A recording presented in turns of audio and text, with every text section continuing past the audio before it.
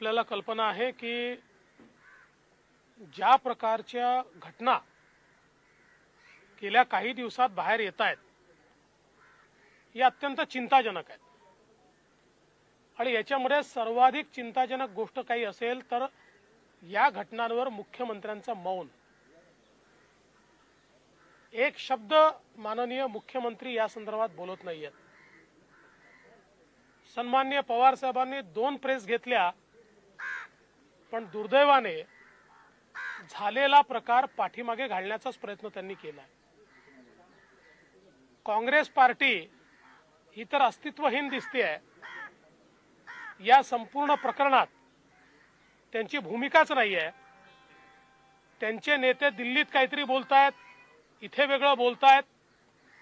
एकूणच या महाविकास आघाडी सरकार म्हणा का महावसुली आघाडी सरकार म्हणा, यांनी सगळी नैतिकता ही पूर्ण पायाखाली तुडवली आहे। केवळ सत्तेकरता या ठिकाणी हे सगळं काम चाललेलं आहे, त्याच्या पलीकडे काहीच नाही आहे। आणि माझा तर काँग्रेसला सवाल आहे की काँग्रेसने सांगितलं पाहिजे त्यांना किती हिस्सा आणि वाटा मिळतोय। ज्या प्रकारचं त्यांचं मौन आहे, त्यांना वाटा आणि हिस्सा किती आहे हे देखील आता या ठिकाणी आम्हाला समजलं पाहिजे। आणि म्हणूनच आज राज्यपालांना आम्ही भेटून वेगवेगळ्या प्रकारच्या घटना दिलेल्या आहेत।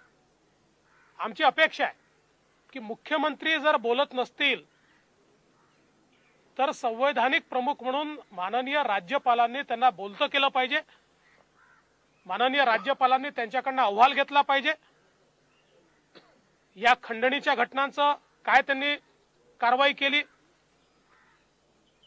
जे रॅकेट बाहेर निघालेलं आहे त्या रॅकेटवर त्यांनी काय कारवाई केली,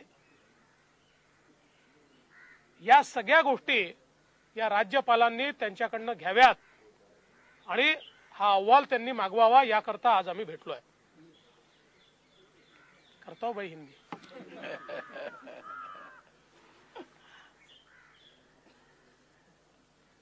महाराष्ट्र में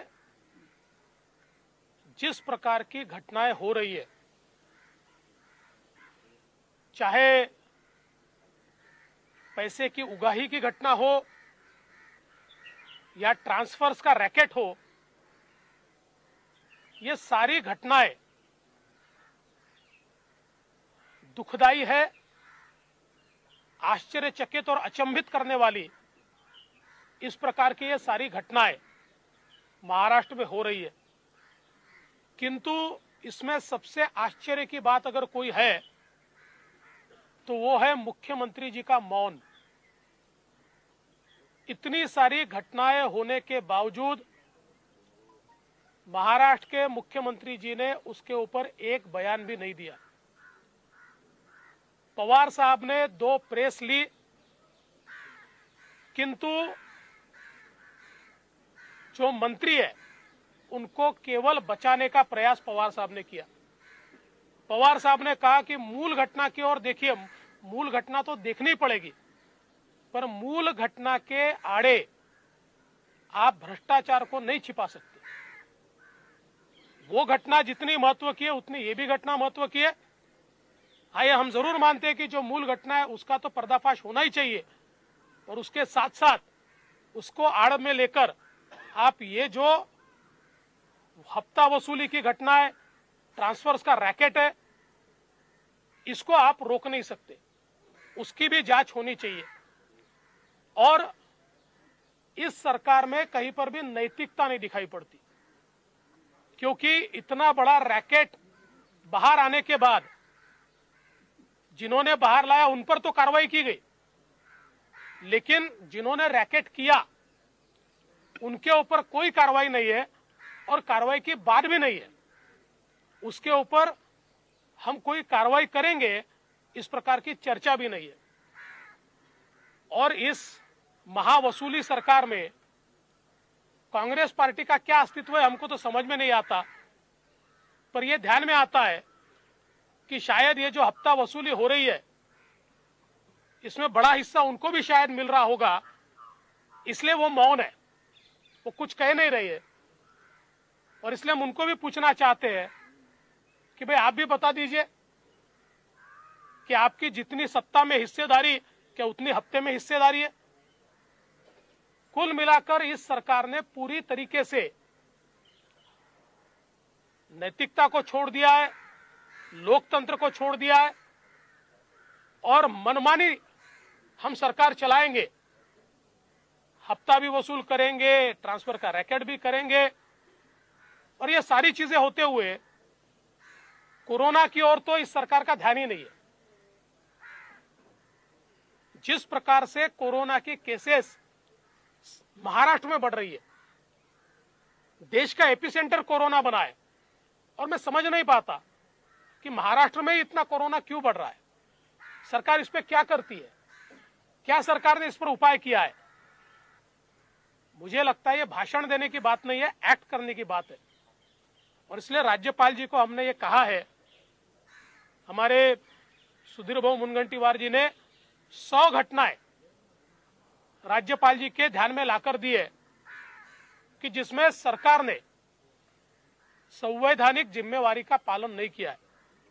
और राज्यपाल जी से हमने इतनी ही मांग की है कि चूंकि मुख्यमंत्री भी बोलते नहीं है, सरकार भी ठीक चल नहीं रही है, ऐसे समय कम से कम मुख्यमंत्री जी को आप इसके ऊपर रिपोर्ट मांगिए। राज्यपाल जी को अधिकार है कि आपने हफ्ता वसूली पर क्या एक्शन लिया, आपने ट्रांसफर रैकेट पर क्या एक्शन लिया, कोरोना के ऊपर आपने क्या एक्शन लिया, ये सारा रिपोर्ट ये मांगा जाए। इस प्रकार का निवेदन हमने माननीय राज्यपाल जी को दिया है। सर, दिल्लीमध्ये जो अहवाल तुम्ही दिला होता त्या अहवालामध्ये काहीही दम नाही की भिजलेली लवंगी फटाका आहे अशा प्रकारची टीका संजय राऊत यांनी केली। राज्यपाल चूंकि बीजेपी के कार्यकर्ता हैं इसलिए काल जो अहवाल मी दिलेला आहे तो लवंगी फटाका आहे की ॲटम बॉम्ब आहे हे लवकरच लक्षात येईल। एवढे का घाबरले? जर तो लवंगी फटाका होता तर 25 ऑगस्ट पासनं तो दाबून का ठेवला? कोणाचे चेहरे बाहेर येणार होते? हा अहवाल बाहेर आल्यानंतर नेमके कोणाचे चेहरे बाहेर येणार होते, नेमके कोण याच्यामध्ये लिप्त आहेत आणि म्हणून त्यांना वाचवायला तुम्ही तो दाबून ठेवला, हा माझा प्रश्न आहे। आणि म्हणून लवकरच यातलं सत्य बाहेर येणार।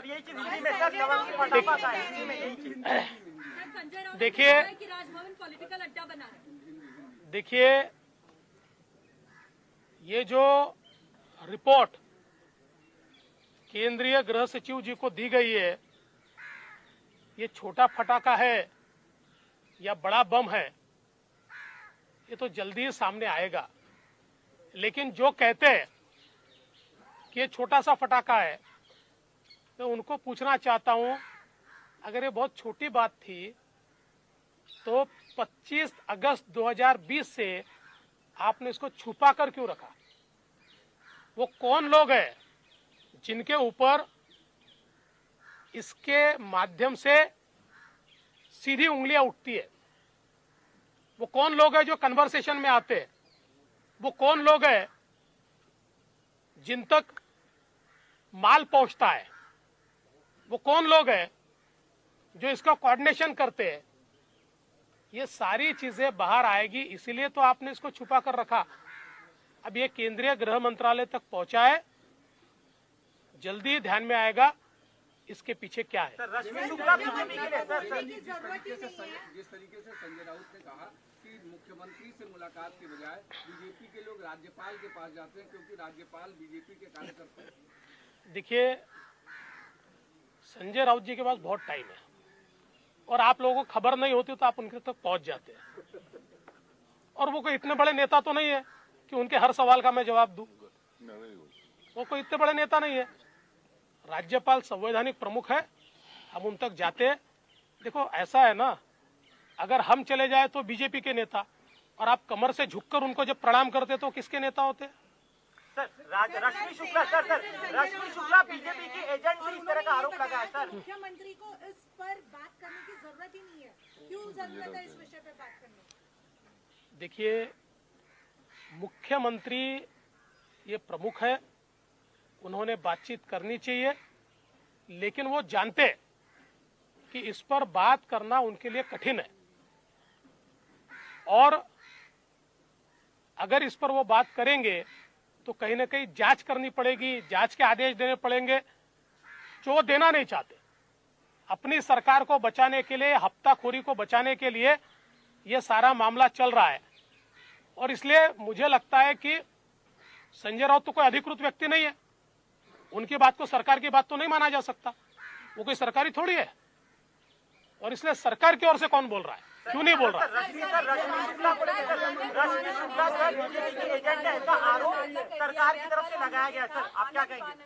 देखिए, कोई अधिकारी अगर सच कहे तो बीजेपी का एजेंट, और हफ्ता वसूल करके दे तो क्या शिवसेना का एजेंट?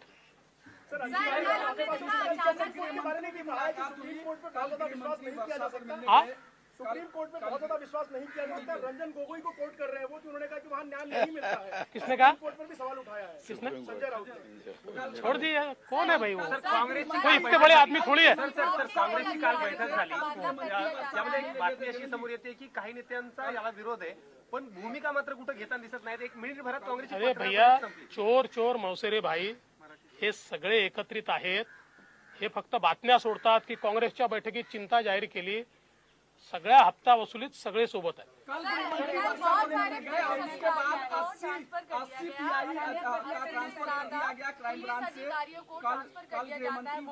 भूल से गई वो होश से नहीं आती. देखिए, जो बूंद से गई वो हौद से नहीं आती. इस प्रकार की चीजें पहले करने की आवश्यकता थी, जब ये ध्यान में आ रहा था कि इतने बड़े पैमाने पर लोग हफ्ता वसूली में लिप्त है, उस समय ये करना चाहिए था. लेकिन मैं ऐसा मानता हूँ एडमिनिस्ट्रेटिव बाब है, और इसलिए इसके ऊपर मुझे कोई कमेंट नहीं करना. मुझे ऐसा लगता है कि इसके बाद अगर सुधार हुआ तो हम इसका स्वागत करेंगे. गोपनीय पत्र फोडल्याबद्दल महाविकास आघाडीकडनं गुन्हा दाखल करण्याचा प्रयत्न केला जातो. ज्या पद्धतीचा गोपनीय अहवाल रश्मी शुक्ला यांनी दिला आणि ते जर बाहेर केलं तर अशा पद्धतीचा गुन्हा आहे, अशा सरकार गृहमंत्र्याचा गुन्हा आहे. गुन्हा तर माझ्यावरच दाखल करावा लागेल. गृहमंत्र्यावर, कारण गृहमंत्री अनिल देशमुखांवर हा गुन्हा करावा लागेल की गोपनीय पत्र बाहेर केलं. जे पत्राचं संरक्षण करू शकत नाही ते जनतेचं, देशाचं, राज्याचं करतील. ज्यांना पत्र आपलं गुप्त पत्र हे सुद्धा वाचवता येत नाही, त्यांना तर एक क्षण पदावर राहण्याचा अधिकार नाही. एका सेकंदात राजीनामा देऊन बाहेर गेलं पाहिजे.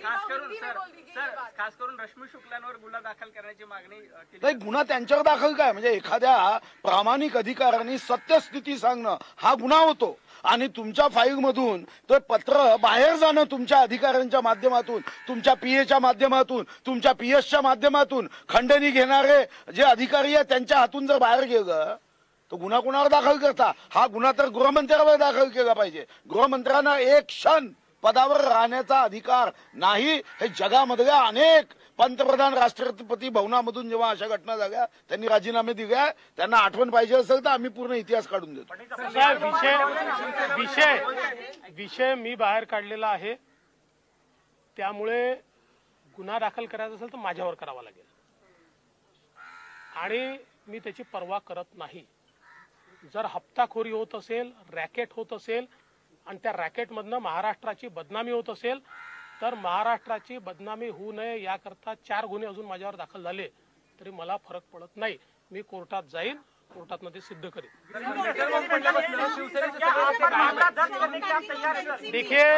देखिए कोई भी इस मामले में एफआईआर भी दर्ज हुआ तो मैं उसकी परवाह नहीं करता.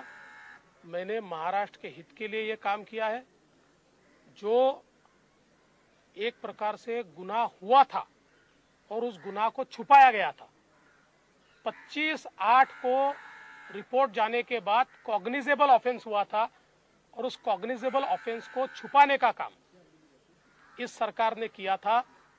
उसको अगर मैंने उजागर किया है और महाराष्ट्र की प्रतिष्ठा को बचाने का काम किया, ये अगर गुनाह है तो ऐसे 4 गुना मैं और करूंगा और मैं कैसे सही हूँ ये मैं न्यायालय में जाकर बताऊंगा। लेटर ऑफ पडल्यापासून शिवसेनेचे सगळे नेते गायब आहेत, परत कुणीच भूमिका घेत नाहीये, गुन्हे उघडकीस यायला लागल्यानंतर शिवसेना गायब झाली का? There is a call on strong backing by NCP for Anil Deshmukh. So many days नहीं, of देखिए इसमें बहुत स्पष्ट रूप से दिखता है कि ये तीनों जानते थे इस प्रकार की हफ्ताखोरी हो रही है। ये तीनों पार्टियों को पता है कि इसमें का सत्य बाहर आया तो तीनों का चेहरा खुला हो जाएगा, इसलिए वो उनको बैक कर रहे हैं। सर याला लागून मनसुख हत्या सर मनसुख हत्या प्रकरणाची